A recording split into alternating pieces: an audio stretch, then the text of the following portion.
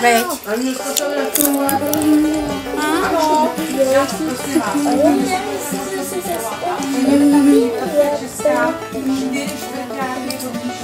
No, dobře, nevadíme to, a bude to teda tam, jo? Dobře. A v pondělí už přijde nový chlapeček, ne? Nebo přijde má přijít, ne? Jo, a mají no, to bude brzy. No, že to prý bude brzy.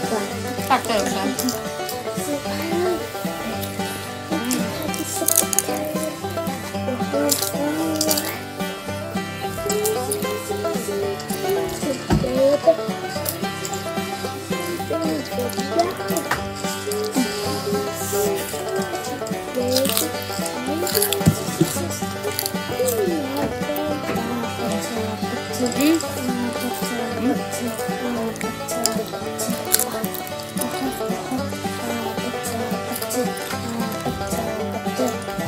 Ale ježiš, to je řečí.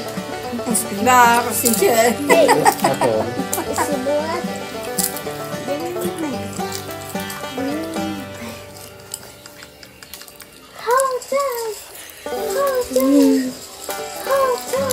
Jo, tak to se včera stalo. No. Manžel Ano. a že bude spát pomáhá. Ještě týden po sobě, protože já se rovnám zádat. Jo. Mně to nevadí. Já Jasně, no.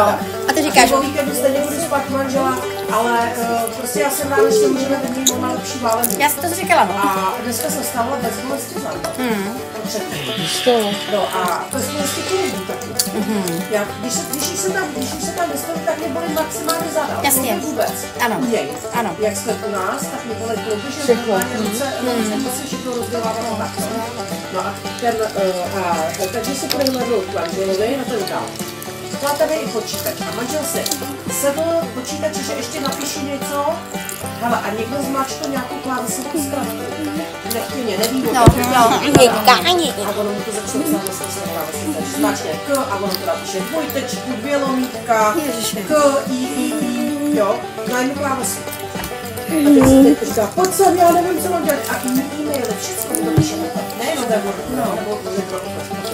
kompletně si překonfiguroval systém. Když jsem zmáčkal nějakou sérii klávesů, něco prostě, no.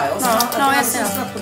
No. A já budu dneska odpoledne večer sedět a překonfigurovávat můj celý počítač. A když se to konfigurovat s kamarádem, co to dobré na to vlá.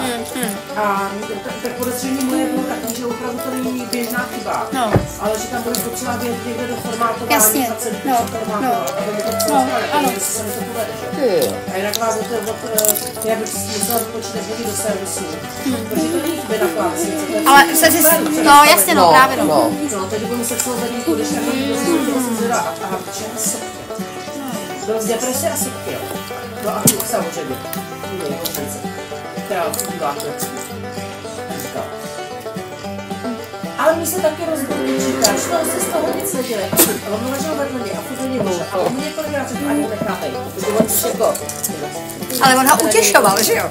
Jo, a z toho si nic neděje. A ty si asi něco špatně zmáčkl, a takový, jo, no prostě naštvu. Chudák. A asi chtěl být hodnej, ale prostě, no, nemělo nezvládl to. A slyším, jak se ležela u něj.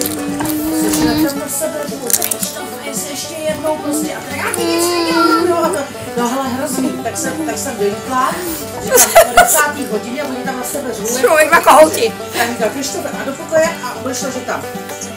No a ten se prancnul, že ne, že už má naplánovaný, že bude ležet u toho. Jasně, jo. Marka. No hele, tak se to ještě řešilo, jsme do půl 11. Dobře, říkám, leheš tady a budeš mlčet, posun na zámek a okamžitě zpátky, jinak když je sám. No, jo. No to je nakonec to teda zvládli. No ty brďo.